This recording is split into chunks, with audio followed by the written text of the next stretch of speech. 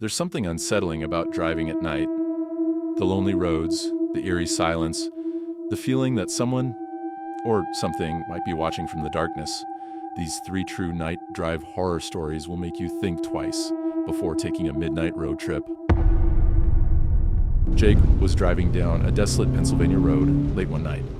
It was cold, foggy, and the headlights barely cut through the thick mist.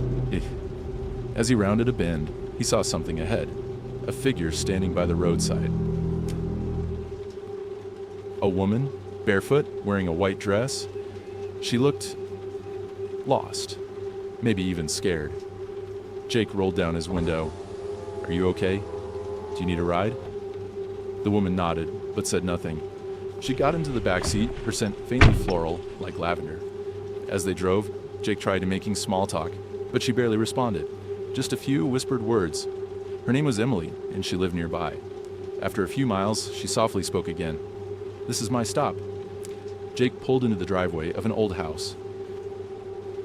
He turned to say goodbye, but she was gone. The back seat was empty. Confused and unsettled, Jake knocked on the door. An elderly woman answered. "I just dropped off a girl named Emily here." But she disappeared.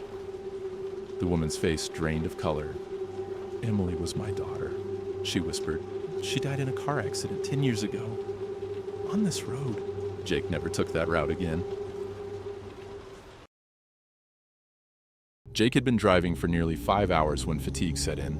The empty highway stretched endlessly before him, surrounded by dense woodland on either side. The occasional flicker of his headlights catching the gnarled tree branches made it seem like figures lurked just beyond the road's edge, hiding in the darkness. He glanced at the dashboard. 1:47 a.m., still an hour away from his motel. He let out a sigh and leaned forward, scanning the road for any signs of life. Nothing. No cars, no houses, just the winding road cutting through the pitch-black forest. That's when he saw him. A man stood at the side of the road, just beyond the reach of the headlights. At first, Jake thought it was a hitchhiker, until he noticed the strange way the man stood, completely still, arms hanging limply at his sides.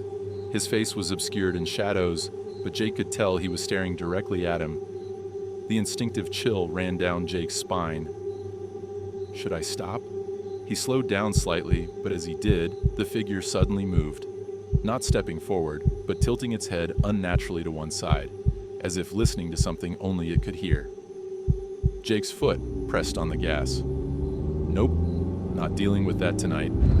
As he passed the man, his headlights swept over the figure for a fraction of a second, and Jake felt his stomach drop. The man's face was all wrong. His eyes were too wide, mouth slightly open, but no teeth. The skin on his face was smooth, almost featureless, like a mannequin that had been left outside for too long. Jake's grip on the steering wheel tightened as his pulse pounded in his ears. The figure remained motionless, even as he sped past. He exhaled, shaking his head. Just keep driving. Then he looked in his rearview mirror. His breath caught in his throat. The man was now in the middle of the road, standing in the direct path of his taillights. But what made Jake's blood freeze was that the man was now closer than before. Way closer. Jake stomped on the accelerator. The car lurched forward as he sped toward the distant highway exit, his hands clammy against the wheel. He glanced in the mirror again.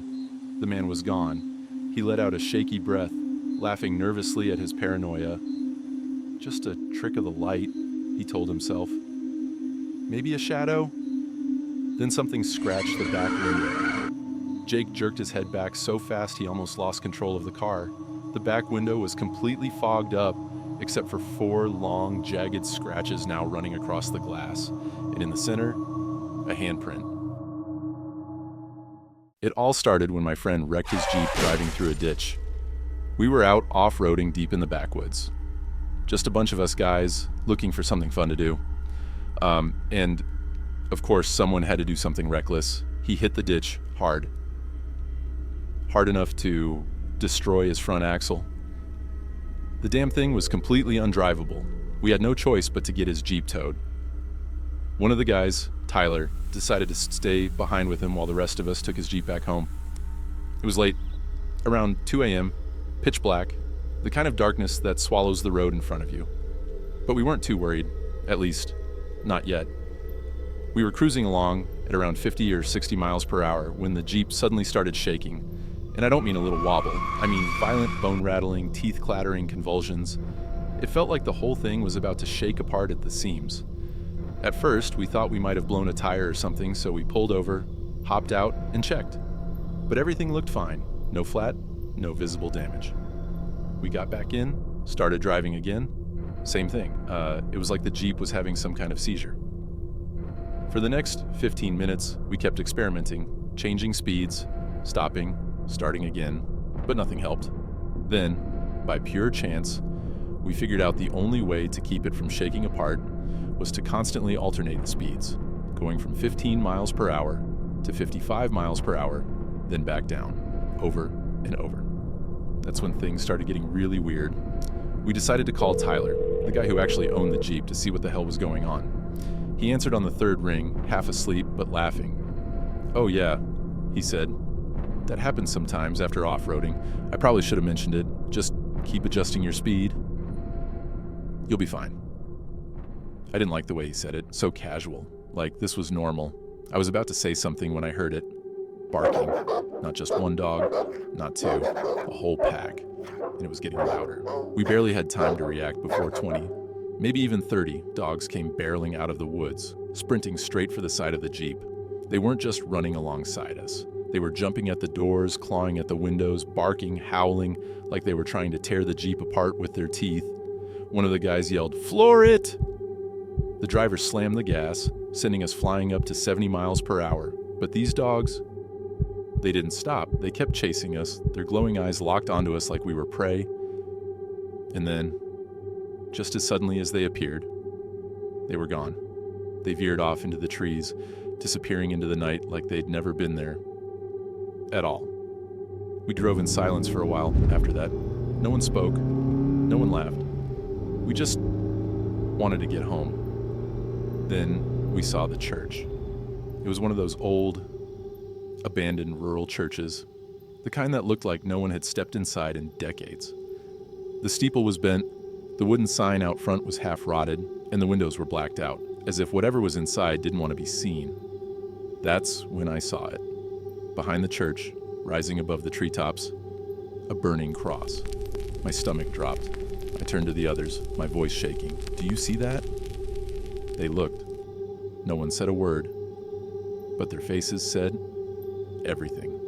"Drive. Now." We sped off, the flames flickering in the rearview mirror. We didn't stop. Not until we were back in familiar territory, miles away from that place. Nobody spoke for the rest of the drive. Nobody needed to. But one thing was clear. I wasn't ever going back to Alabama. Some roads lead to nowhere. Some roads take you places you were never meant to go. And some roads don't want you to leave. If you ever find yourself driving late at night and the road feels different, whatever you do, keep driving. Which of these stories chilled you the most?